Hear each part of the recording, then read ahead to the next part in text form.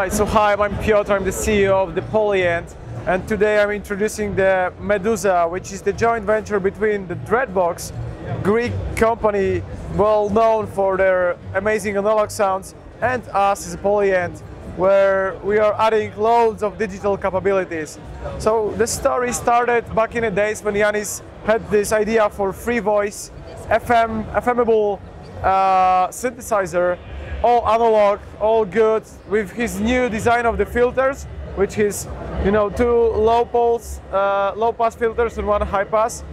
And he asked us to make some additional digital stuff like step sequencer and the presets. Well, I remember that Dreadbox published around 6 months ago or so an orange one. Exactly. What happens there in the progress that it changed so much? Well, we both decided that it's not very cool approach, and it's especially not very Polyendish. We are crazy guys, so you know, you take our drum machine, it's something new. You take our step sequencer, it's amazingly big and, you know, intuitive. How about we add some more to that? So then we started, right? So then we started adding and adding and adding. First thing we added was the subwaves, and then we suggested that maybe the subwaves could be normal, typical oscillators, exactly the same as Yanis's. So we have, you know, sawtooth, square, triangle, and sine. And if you hit the digital button, you will see that we have exactly the same ones, plus one. And this plus one is the wavetable. So we added the wavetable on top of the normal waves. So basically you have now 3 analog oscillators and 3 digital. Yeah, and because you can play them on this keyboard, which I will mention in a while, you know, you can play the chords on that easily. We decided that we'll enable you to play mono, play 3 voices of polyphony, of pairs of analog and digital, and 6 independent oscillators. But it's not full polyphony, it's just polyphony that shares one filter. On top of that, we wanted to add some envelopes, and we did it digitally because it's, you know, it doesn't make sense to make them analog. It's easier to do it digitally, it's cheaper, but then you can go crazy with that. So we added 5 of those. Each one of those, you know, we can see on the screen of all the stages. Each one of those has delay, which is cool, and then can be loopable. And then if we look at the list of the targets, you will immediately see that all the parameters can be targeted. Same story with the LFOs. They are digital, they are very nice. We have sweepable waveforms, and then they can be syncable. And we have 5 of those independent. Same story with the targets. All the targets are covered. So now once we covered the section of digital, let's go to the analog stuff. So the Dreadbox added the oscillator 1 and 2 to be FM'd by oscillator 3. Same story goes with the filter, which sounds, you know, amazing. Also, very cool idea to add noise. So Yanis added this nicely sounding noise, which also has the sweepable, you know, color, so you can have it pink, white, brown, whichever. So it makes it louder, more different kind of noise, or how is it white noise? Or the noise, you see those low pass here and high pass here. It depends how you swipe it. You change the low pass and high pass, does change the characteristic and the name of it. And the main noise, is it white noise, or? There is no main noise, like there are all the noises included, let's say. So this is just a matter of swiping the high pass and low pass. So then, yeah. I see you have also sync? Yes, you can sync number 2 to number 1, number 3 to number 1, or number 3 to, yeah, and all the 3 can be synced. It works for both digital and analog. You can fine tune everything, so just hold it and then those will just, you know, tune by sense. And then you can go tune like tones. Features like a fusion of analog and digital oscillators is not so possible, that you modulate them with a digital oscillator and then with an analog. That it separates, so it's separated the 3 analog oscillators and the 3 digital. It's not a match up like the. There are separated, they're like independent, but then using the LFO, which is digital, you can, you know, use LFO to LFO another LFO to LFO another LFO and to LFO, for example, analog stuff or digital stuff. You can go really crazy with that. So then we went a little bit further, because I mentioned that Yanis always wanted to add sequencer and the presets. So we added our well, almost all device that it's being the grid capable of playing, but also sequencing. So let me show you some sounds. So first of all, I will load some sounds that you will be able to hear the different waveforms. This can be LFO'd as well. Then I will load some other stuff like envelopes. You see on the screen here the stage of each envelope.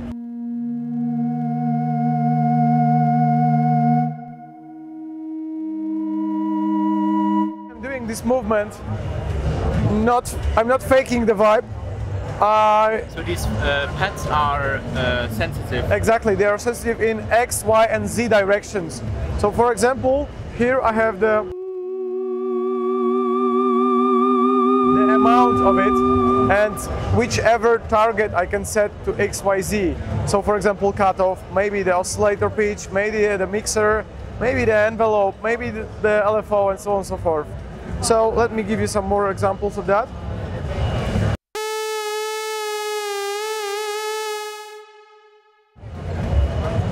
I'll set it so we have only one analog.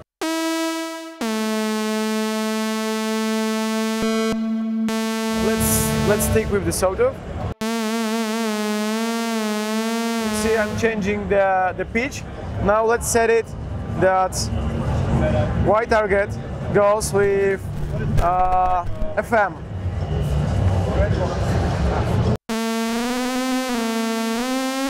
You can map different parameters to the X and Y and yes, Z? X, Y and Z have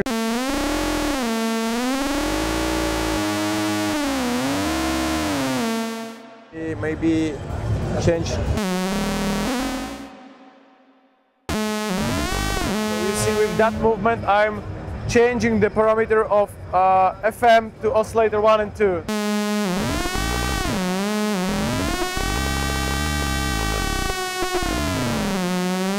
You can do it gently, you can, you know, experiment with it. You can then add another layer, like for example cutoff to X. In this case I mentioned this is every parameter can be set to X, Y or Z. Maybe some more examples of how LFO can affect the sound. You can go very experimental, and again you see all the LFOs up there. One more example.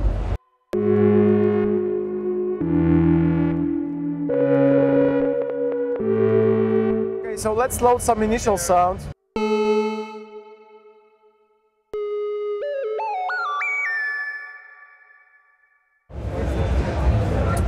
We've added scales like we did in our step sequencer. So let's go for some whatever blues major.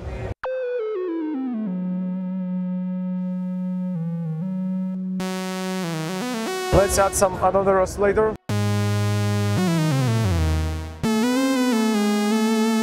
Okay, so you can add the scales, and then I can also make some changes to each of those steps and then sequence them.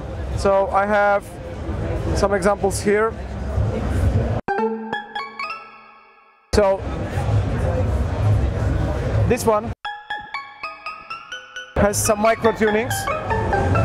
I put manually for each. You just hold rec and then change the parameter. Maybe some micro tune like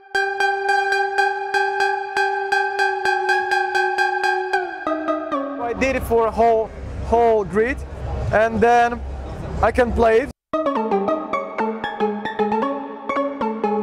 I can sequence it, so I go to voice and start recording. So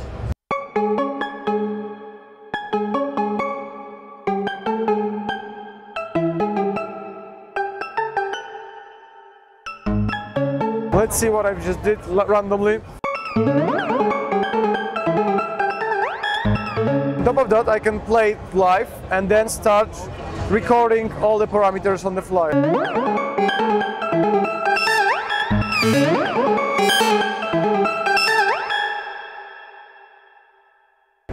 So how many, or is it limited? Oh, again, it's unlimited.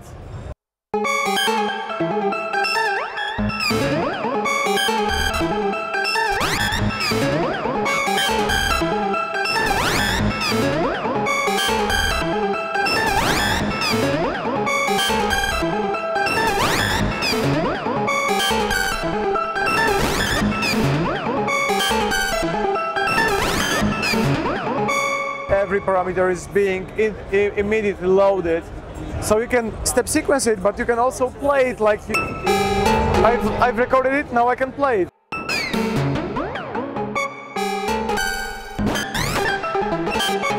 Okay, so maybe one more example that I can configure my grid. So I've added some chords here.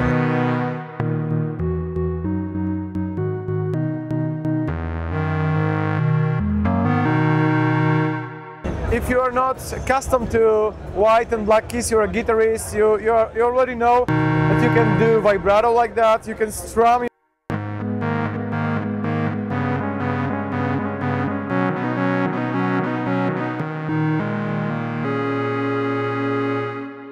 And this is so capable that we are even enabled, well, you're able to play drums. So I have some presets here.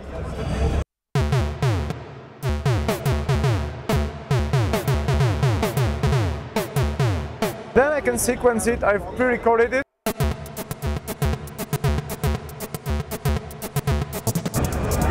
And then I can start, you know, making global parameters.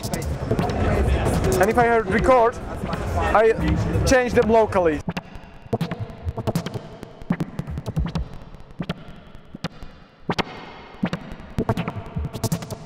See, everything is being recorded on the fly. And so it was for you a challenge, a new challenge to bring an analog and digital, or to combine both worlds? Well, you know, it was amazing that we had our idea how to do it digitally. Yanis had the idea how to, well, he knows how to do it for ages, to make proper sound using analog.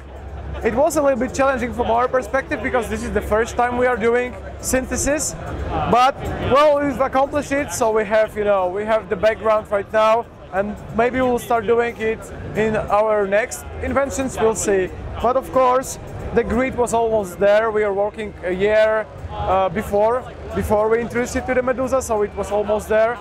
The step sequencer, you know, it's already been done with the sec. And we see also maybe the backside, or what? Oh, for sure. So we have MIDI out. We'll send the MIDI notes from the sequencer and from the keyboard. So it's also a sequencer, a MIDI sequence if you need one. Yes, exactly. And MIDI through and MIDI in. MIDI in if you want to play your keyboard and you would like to control all the parameters with MIDI CC, and also you could do it with USB. And you have input, so if you're a bass player or guitar player, you hook it up, make the sequence of changes, and then play with it. It's also very interesting. So, so what kind of people do you target with it? A bit more experimental, or? I think you could do both here.